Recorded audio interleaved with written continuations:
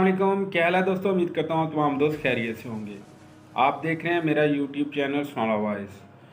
आज मैं आपके पास जो वीडियो लेकर हाजिर हुआ हूँ वो है जी पिछली 3 गवर्नमेंट जो हमारे मुल्क के अंदर गुजरी हैं, पाकिस्तान पीपल पार्टी, नवाज़ लीग और मौजूदा हुकूमत PTI। इन 3 गवर्नमेंट ने अपने अपने दौर के अंदर अभी तक कितना कर्जा लिया और कितना वापस किया, इसके कुछ अदाद व शुमार सामने आए हैं। सोचा मैंने आप तक शेयर कर दूं। उम्मीद है आपको मेरी वीडियो पसंद आएगी। अगर आप मेरे चैनल पर नए हैं तो मेरा चैनल लाजमी सब्सक्राइब करें और बेल आइकन पर लाजमी क्लिक करें।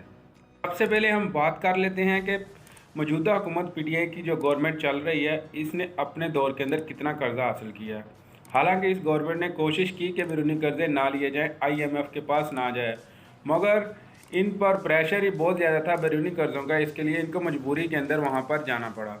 मगर इस गवर्नमेंट ने अपने दौरे हुकूमत के अंदर 27 अरब डॉलर का कर्जा हासिल किया बैरूनी और 39 अरब डॉलर को वापस किया। देखें तो ये एक अच्छी कारकर्दगी है, मगर अगर जितना कर्जा वापस किया है उसकी वजह से आवाम पर बहुत सी मुश्किलात आईं। उन पर ज़्यादा से ज़्यादा टैक्स लगाए गए, महंगाई में इजाफा हुआ। ये सब कुछ इस वजह से हुआ। इसके बाद हम बात कर लेते हैं नवाज शरीफ गवर्नमेंट की, जिसके मतलब लोगों का कहना है कि वो बहुत ही खुशहाल और अवाम दोस्त हुकूमत थी। उस दौर के अंदर नवाज शरीफ की हुकूमत ने 33 अरब डॉलर का कर्जा लिया और सिर्फ 34 अरब डॉलर का कर्जा वापस किया। यानी कि जितना कर्जा लिया है उससे सिर्फ 1 अरब डॉलर ज़्यादा वापस किया। ये था हमारा खुशहाली का दौर।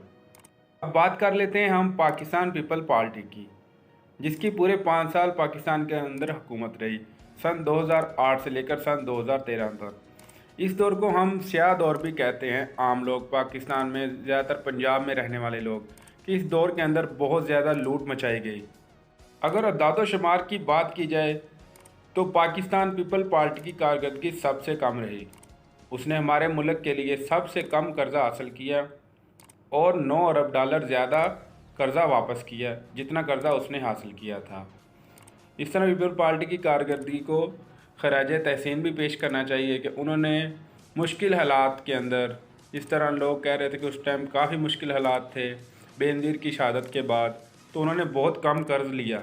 दोस्तों, ये कुछ मालूमात मुझे मिली थी, मैंने सोचा आप लोगों तक पहुंचा दूं, क्योंकि हमें अपने करंट अफेयर के बारे में भी जानना चाहिए कि मुल्क के अंदर क्या चल रहा है, क्या हो रहा है।